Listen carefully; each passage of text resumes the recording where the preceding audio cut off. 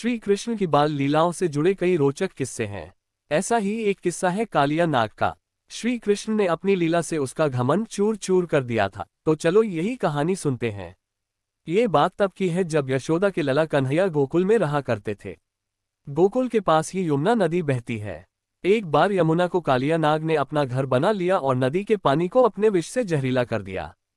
उस पानी को पीकर पशु पक्षी और गांव के लोग मरने लगे थे। एक बार श्री कृष्ण अपने दोस्तों के साथ खेलते खेलते यमुना नदी के किनारे पहुंच गए और खेलते खेलते अचानक से उनकी गेंद नदी में गिर जाती है। अब यमुना नदी के पानी और उसमें रहने वाले कालिया नाग के बारे में सभी को मालूम था, इसलिए मौत के डर से कोई भी नदी में जाने को तैयार नहीं हुआ। तब श्री कृष्ण ने कहा कि मैं गेंद लेकर आता हूं। सभी बच्चों ने उन्हें नदी में जाने से रोका, लेकिन वह नहीं माने और नदी में छलांग लगा दी। सभी बच्चे डर के मारे घर पहुंचे और यशोदा मैया को कन्हैया के नदी में कूदने की बात बता दी। ये सुनते ही यशोदा मैया डर गईं और फूट फूट कर रोने लगी।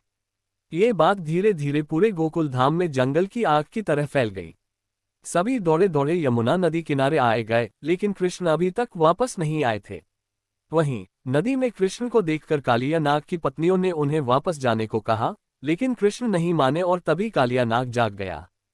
कृष्ण ने कालिया नाग को यमुना नदी छोड़ने का आदेश दिया, लेकिन कालिया नाग ने मना कर दिया और कृष्ण को मारने के इरादे से उन पर हमला कर दिया। कृष्ण और कालिया नाग की जोरदार लड़ाई हुई। कुछ समय के बाद कालिया नाग हार गया और कृष्ण उसके फन पर नाचने लगे। कालिया नाग थकने के बाद कृष्ण से अपने प्राण बचाने के लिए प्रार्थना करने लगा। तब कृष्ण ने उसे अपने स्थान पर वापस जाने को कहा। कालिया ने कहा कि वहां पर गरुड़ मुझे मार डालेगा, मैं वहां कैसे जाऊं। इस पर कृष्ण ने कहा कि मेरे चरणों के निशान तुम्हारे फन पर हैं, उसे देखकर गरुड़ तुमको नहीं मारेगा। इसके बाद कालिया नाग श्री कृष्ण को अपने फन पर उठाकर यमुना नदी से बाहर आ गया और इसके बाद अपनी पत्नियों के साथ अपने स्थान पर चला गया। कृष्ण को सही सलामत वापस पाकर सभी बहुत खुश हुए और गोकुल में उत्सव मनाया गया।